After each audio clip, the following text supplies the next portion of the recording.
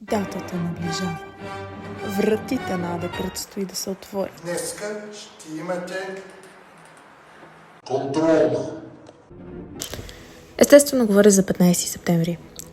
Най-отвратителна е тази дата обаче за учениците, на които им предстоят матури. За никого не е тайна, че може би най-основополагащото НВО от всички е именно това в мъчителния 7-ми клас.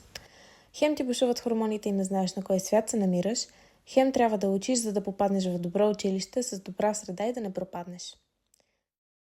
Проблемът обаче е в цената на всичко това. Естествено има гении, които се справят и без курсове, но поне моят опит в Софийско начално училище беше, че просто учителите по български и математика казваха, че не е нужно да преподават материала, след като всички сме ходили на курсове. И така всеки ден де-факто си купахме времето именно в институцията, която е отговорна за образованието и възпитанието на цялото ни поколение. Не казвам, че